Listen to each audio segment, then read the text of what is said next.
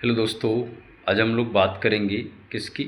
Eukaryotic cell की। देखो, कल हमने बात की थी प्रोकैरियोटिक सेल की, तो आज हम बात क्या करेंगे? यूकैरियोटिक सेल क्या चीज़ होती है। सर, यूकैरियोटिक सेल की अगर आप बात करोगे, what is eukaryotic cell? Sir, eukaryotic cell वो स्ट्रक्चर होता है जिसके अंदर अगर मैं बात करूँ, आपके पास देखने को मिलेगा कि भाई इस सेल के अंदर वेल डिफाइंड न्यूक्लियस प्रेजेंट होता है। ये न्यूक्लियस दिख रहा है आपको, ये और ये डबल मेम्ब्रेन है। ठीक है, इसी में सारे क्रोमोसोम डीएनए वगैरह आपको देखने को मिलेंगे। यूकैरियोटिक सेल का ये फीचर होता है। फिर सर और क्या फीचर है? यूकैरियोटिक सेल में प्रोकैरियोटिक सेल की तरह एक सेल वॉल का स्ट्रक्चर प्रेजेंट होता है। ये आपके सामने दिख रहा है, ये सेल वॉल का स्ट्रक्चर है। हालांकि कुछ यूकैरियोटिक सेल में सेल वॉल नहीं भी होता है, जैसे एनिमल सेल है। ठीक है, सेल वॉल का रोल क्या होता है सर? प्रोटेक्शन का काम होता है। फिर अगला आ जाते हैं इसके ऊपर, ये प्लाज्मा मेम्ब्रेन या सेल मेम्ब्रेन क्या होता है सर? ये दिख रहा है आपको second layer cell membrane. Cell membrane का क्या रोल होता है सर? सेल मेम्ब्रेन का रोल होता है कि अगर कोई, वही सेम है कि भाई इसके थ्रू सेल के अंदर और बाहर सबस्टांसेस का एक्सचेंज या ट्रांसपोर्ट होता है। ये रोल होता है सेल मेम्ब्रेन का। देन सेल मेम्ब्रेन के बाद रोल किसका सर? ये लिखा हुआ है ग्रीन पार्ट में बने हुए हैं सारे, माइटोकॉन्ड्रिया। माइटोकॉन्ड्रिया क्या चीज़ है sir? Power house of the cell, जिसके अंदर यू कैन से रेस्पिरेशन का प्रोसेस होगा और इसके अंदर सिंथेसिस होगी किसकी? एटीपी की।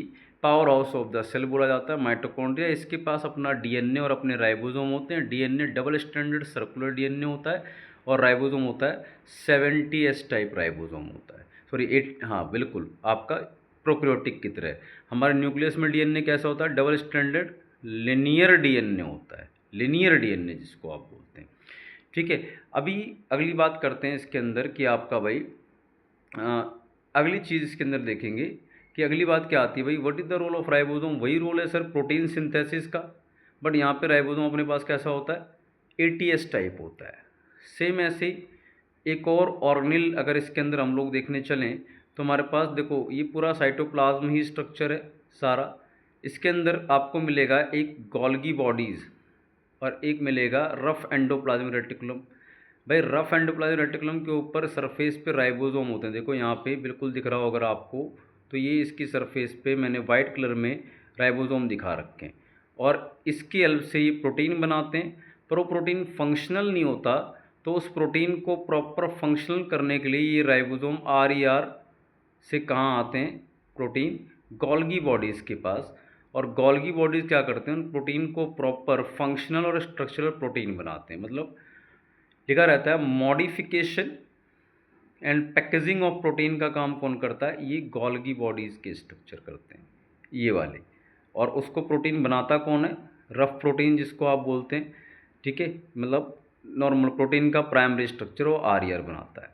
सर RER जो होता है वो आपका न्यूक्लियस की आउटर मेम्ब्रेन के साथ भी कॉन्टिन्यूटी में रहता है, इसलिए न्यूक्लियस की आउटर मेम्ब्रेन पे भी क्या होते हैं?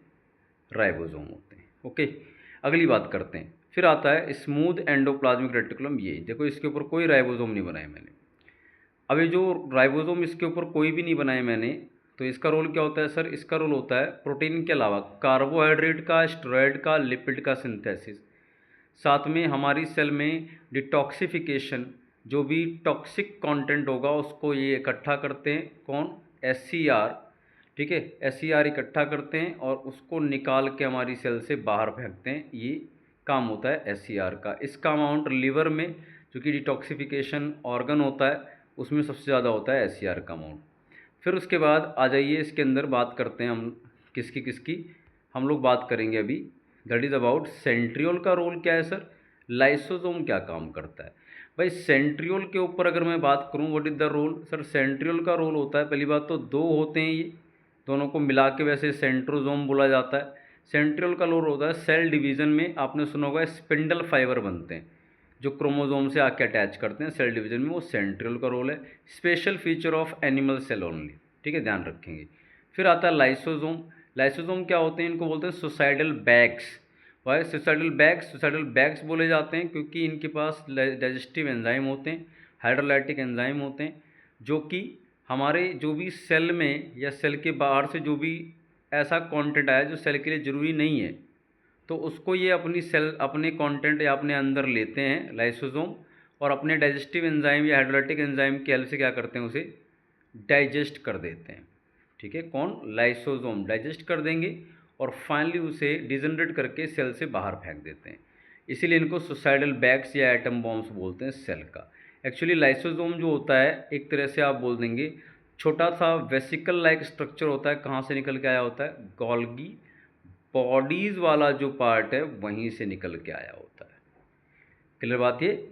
तो ये इसके अंदर आपका पूरा यूक्रियोटिक सेल का स्ट्रक्चर है। मैं आपको थोड़ा इसके अंदर इन्फॉर्मेशन दे दूं कि भाई आपका गोल्गी बॉडीज़, उसके बाद ये जो गोल्गी बॉडीज़ का स्ट्रक्चर है ये, उसके अलावा सेल मेम्ब्रेन, मेनली कई बार सेल वॉल, न्यूक्लियस, माइटोकॉन्ड्रिया, ये सब क्या है? डबल मेम्ब्रेन है।